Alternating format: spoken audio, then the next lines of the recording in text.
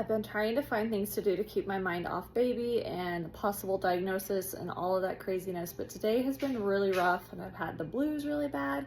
So I just like forced myself to get something done. And last night we had a tornado watch. And I realized that since we moved all of our like secondary couches from our basement upstairs, we don't really have any spot in our basement to go.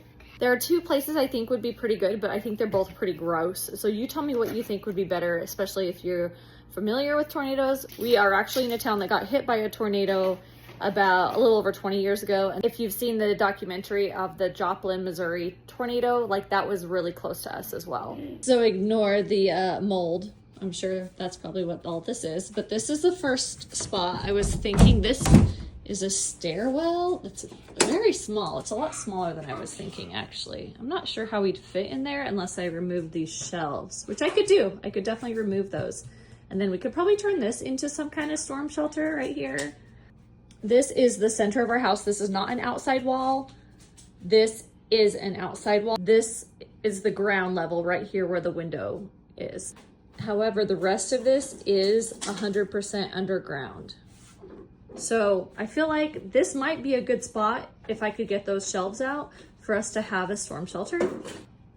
It is pretty much the center of the house. There's this staircase right here, and then another staircase above it that goes to our upstairs. The other location is this really gross bathroom. I'm not even sure if the light works down here. We don't use it because, oh, it needs some help, like a lot. No one lives down in the basement. It's just, everything needs remodeled. I could try to clean all this up. This is an exterior wall, but it is completely underground. This is an exterior wall. It is completely underground. And then that is a middle of the house wall. And so I feel like this would also be a really good spot for it. However, there's no door. That could probably be troublesome.